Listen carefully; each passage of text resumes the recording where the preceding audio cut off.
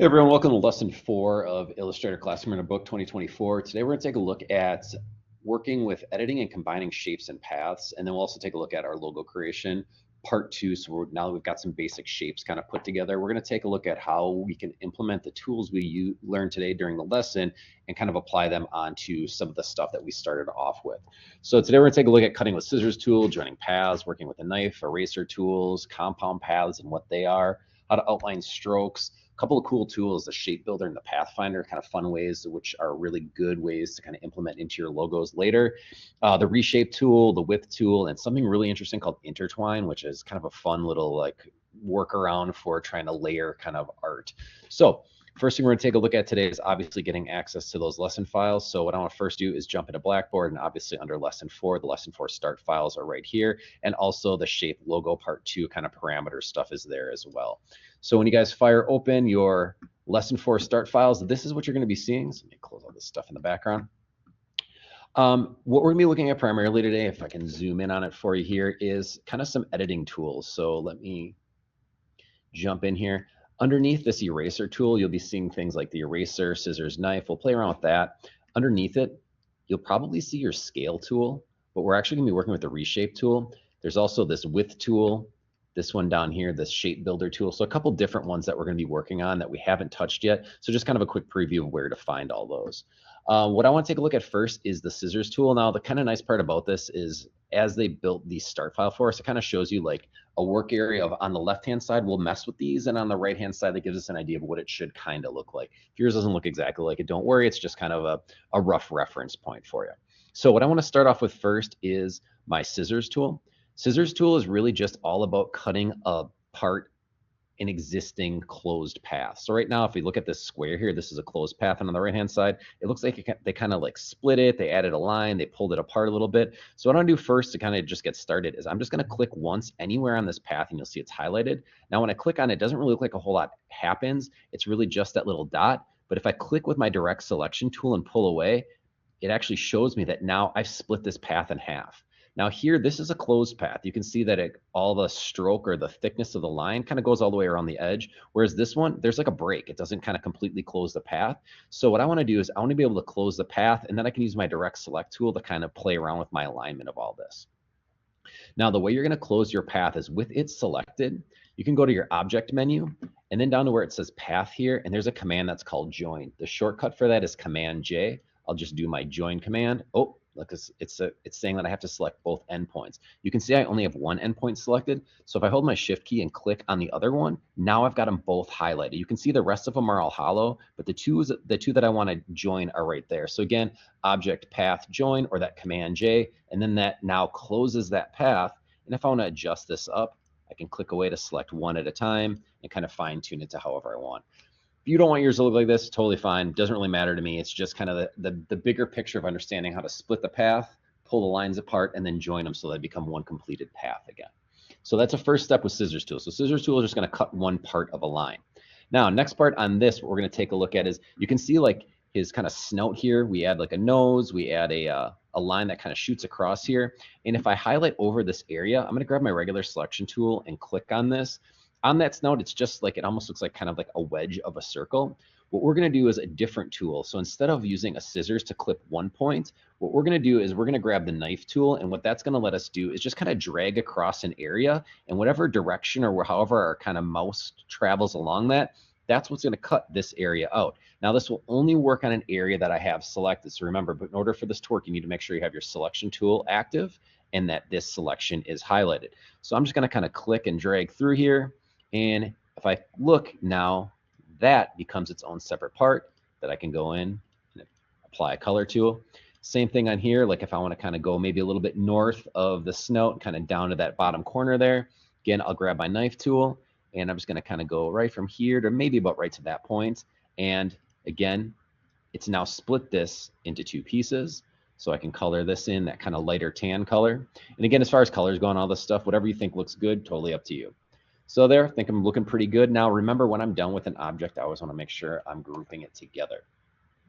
Now, for the ear, we're going to do something a little bit different. So far, we've seen this scissors tool and knife tool, but we haven't touched this eraser tool, which was the default, and I'm going to grab that one next. Now, The eraser tool, when you hover, it's going to show you a little circle.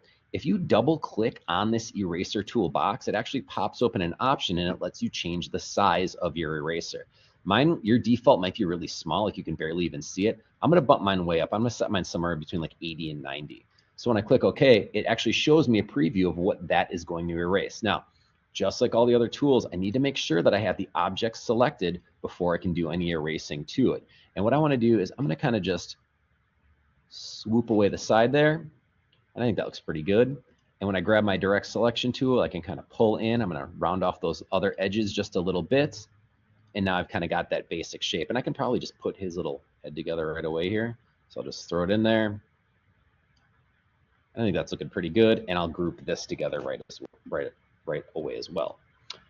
Now, with that, there's kind of some other interesting things we can do with that eraser tool. So I'm going to actually slide over here onto our other canvas. When I'm erasing with this eraser tool, I'm going to go a little bit bigger. What I want to do is I want to cut this so that there's like a nice even line across the bottom of both these objects. But I first want to bump up my size. I'm going to turn this up maybe, I don't know, maybe about 150. Let's see how big that is. Yeah, it's probably pretty good. Now, if I want to erase objects, I can also do it in a straight line. So I'm going to select these two objects because I want to cut and make kind of like an even, smooth path along the bottom here. So with those selected, I'll grab my eraser tool. Now the key to this is that I'm going to align the tip of this right up against the bottom of that house. I'm going to hold my shift key and I'm going to click and drag, and that gives me a nice perfectly clean eraser, and then I can just erase off that other part. But now I get a nice clean kind of eraser brush straight through, so now I can actually get nice even straight lines across different areas. So pretty straightforward, nothing too crazy, but again, it's just a different way of using it. So keeping in mind that that shift will always force things at 90, 45 degree kind of perfect angles, so you get those nice clean edges.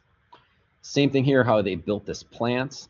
What I'm going to do is I'm going to again use that brush tool, but I'm going to do a little bit different of an approach here.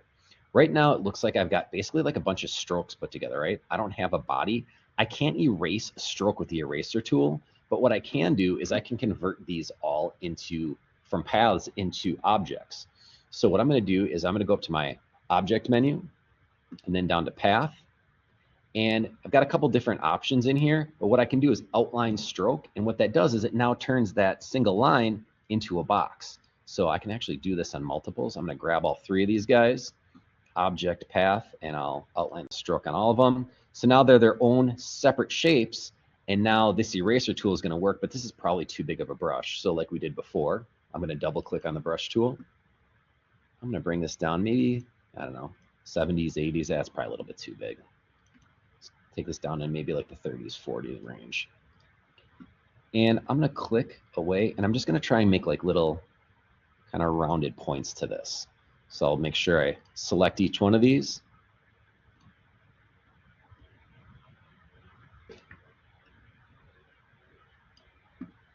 And move on to the next one. Select the object, grab the tool, and erase away up. And then that last one, I'll grab and if I don't get it all perfectly on the first try, I can kind of come back to it, and then I can reposition these as needed. And when I'm done, I'm just going to select them all and Command G, make them a group. So now I've got my sign, my head's put together, I got this cleaned up, I took care of the bushes over there. What I want to do next is I want to start kind of building out these clouds. You can see there's like these little kind of empty areas that we're going to build all this out in, and that's where I want to kind of start completing all these pieces together. Actually, before I get to that, let's take a look at this. This is kind of a fun one. I want to create something called a compound path. So you see how I've got this red and green circle? What I want to do is I want to build a ring that sits perfectly outside of here, but that is empty on the inside. Now, one of the things is when you build objects, it fills them, but it fills them full of a solid color. Now, if I just wanted an object that had an empty part to the inside, I can create what's called a compound path. So what I'm going to do is I'm going to select these two shapes, and you notice that the red one's a little bit smaller than the green one. And what I'm going to do is I'm going to go into my window align menu, and what I want to do is make sure that they're snapped exactly even vertically and exactly even horizontally. Now, you can see that where that red leaves that inside of that green, that there's that little bit of a border on the outside, and that's what I'm going to use to kind of frame my logo up top. So once I have these two objects selected together, I'm going to go up to my object menu, and then path. And what I want to do is I want to create a compound path. So again, this object, and it's not under the path menu, but under the compound path right down here. And I only have two options. It's make or release. So release is grayed out. I'll click make. And just like that, it subtracts the one object from the other. Now, if I ever want to release them, obviously I can go right back into that object and then compound path menu to release them. But I think this looks great. Nice even line. I'm going to take this guy, slide it up here, snapped right onto that edge, so I got a nice kind of even framer on the outer edge. And I'm sure you can tell that we're going to start taking these other pieces and assembling more in there. So let's kind of keep building out the rest of this. Now, for the next step, what we're going to do is something called the Shape Builder tool. The Shape Builder tool is this guy right here. And it gives you kind of a nice little idea. You can stack stuff on top of one another and actually combine objects into one big object. And that looks a lot like the shape we're going to be working with here. So we're going to do this in two steps. We're going to shape build these two pieces together, or these three pieces together, and then we're going to subtract a chunk. So you can add and subtract with the Shape Builder tool. But in order to shape build, I need to make sure all the objects that I want to build are selected together. So now that I've got all these three selected, I'm going to grab my Shape Builder tool, and I'm just going to click and drag through. I'm going to make sure I hit all the points in between here. So that's all kind of grayed in. When I let go of my mouse, it just builds them into one big shape. Now, same idea. I want to subtract from this area, so I'm going to bring this to about here. And again, I need to select everything that I want to shape build. And if I go back into my Shape Builder tool, I can add these all together. You'll notice that on the bottom right corner of the icon, you'll see that little plus arrow. Notice if I hold down my Option key, it goes to a minus arrow. That means I'm going to subtract from that area. So let me zoom back in here. And with my minus tool, anything I click will cut that area away. So now that I have that cut away, I'm actually just going to go ahead and sample the styling from this guy to the right rather than reinventing the wheel. And that looks pretty good. That'll be one of my clouds. We can do more shape building with these bushes. So again, there's kind of different ways of doing this. Instead of shape building, there's also something called path finding.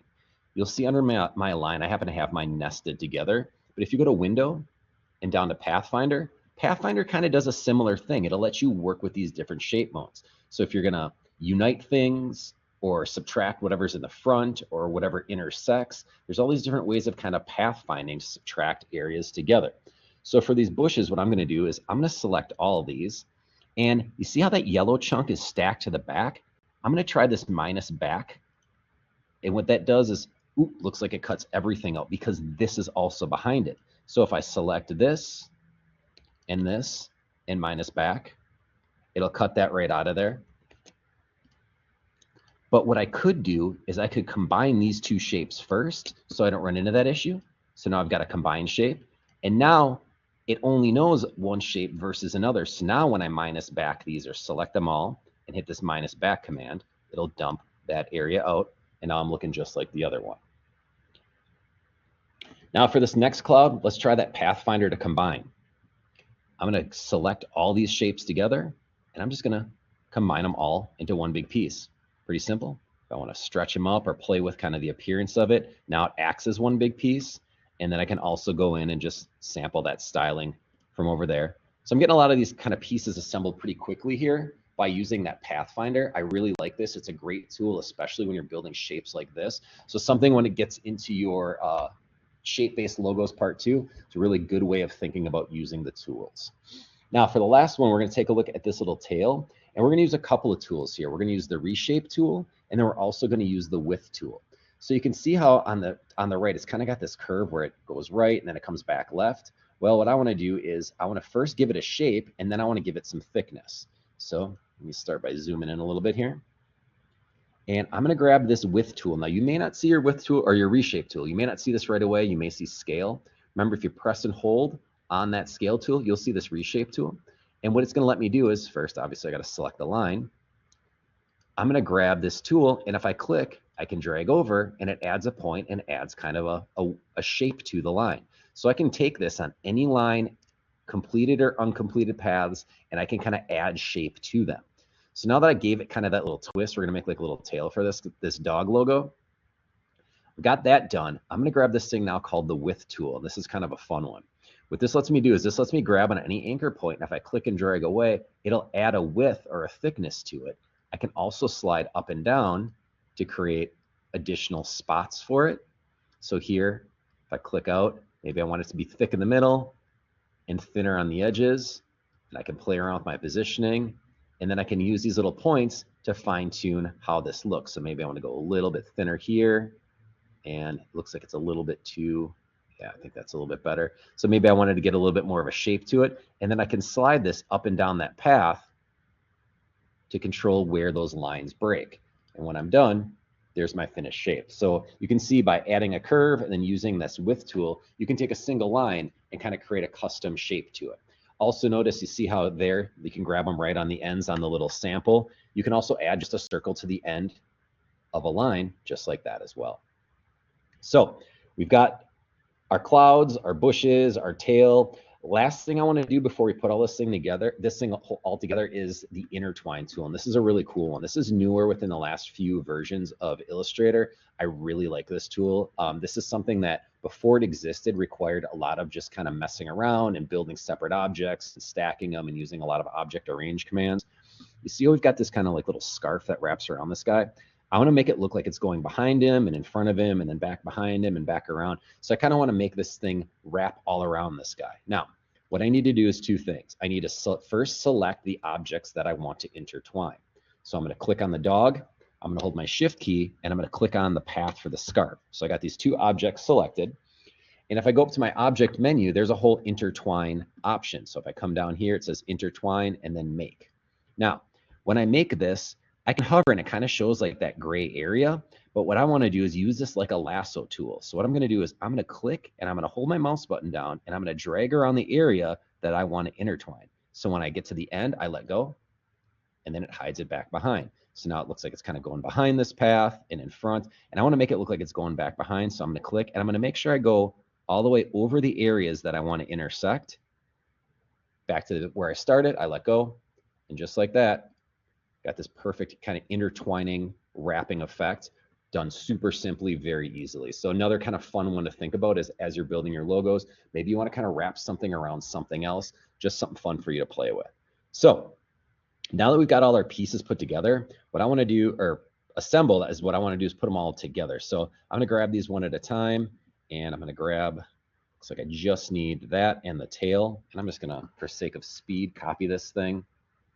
And I'll just paste it over onto this panel here. And I'm going to go ahead and assemble this stuff. Now, obviously, this is a group and it's way too big.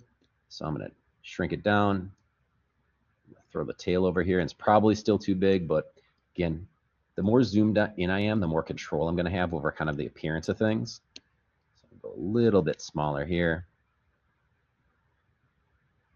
All right, I think that looks pretty good. And this guy, I'm going to rotate over a little bit. And I'm going to scale this down. It's a little too big. Notice when I scale this down, it kind of looks really like funky and fat. The reason it's doing that is because this is just a stroked line. This stroke is really big here. It's like at 44. If I drop this down to like 12, or maybe I bump it up a little bit to like 16, 18 range, now it starts giving me a shape that looks a little bit more like I intended. So got a little bit of overlap at the head and the tail. I kind of like how they're touching and kind of create that nice roundness to it. Now, I'm going to zoom out here. I'm going to select the whole object. I'm going to make this thing a group. And then what I can do is I can start assembling all the stuff over here on the right-hand side. You'll see there's these little kind of checkbox areas or like little checkered outline areas. I'm just going to drop mine right in there. And I've got a kind of bunch of different pieces. So let me zoom out on the page. I'm actually going to zoom way out. And I'm just going to kind of rough throw these things in place. And then I'll fine tune where they are once I get them over there. So I'm going to grab this, and remember I made that a group, so that'll fit over there nice and easy. Here's my bushes. I'll throw those over there. I've got some clouds I'm going to toss onto the document. And thankfully, it looks like all my kind of creation order is allowed the stacking. But remember, if something doesn't appear right, like if something should be in front or back, remember you can right click, arrange, and do that bring to front, send to back command. Got one more here. I got this sign. And I'm going to make sure I group this thing. I forgot to do that. I'll slide this over here. And it looks like I'm probably need to scale it down a little bit.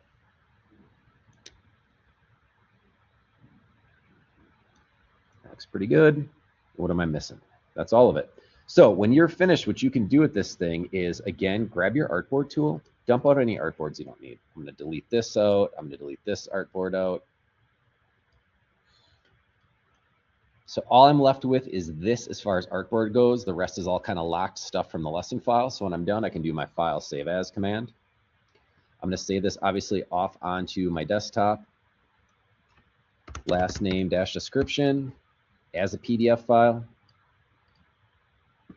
Again, you're going to make sure you preserve those Illustrator editing capabilities. And then when I'm done, I always like to double check my file before I send it off. And there it is. My one artboard, all my pieces are on there looking good. So you can send that over to an email with me along with the next step, which is going to be part 2 of our lesson, which is going to be playing around with that shape logo and applying some different stuff to it. Now, for this extension, you're going to create 3 additional versions. So you can take your original version, you can make 3 new artboards, and now you can add some additional stuff onto it. Maybe you want to use the shaper, Pathfinder tool, the width tool. If you want to use the Intertwine tool, and I'll update this file with that, as well as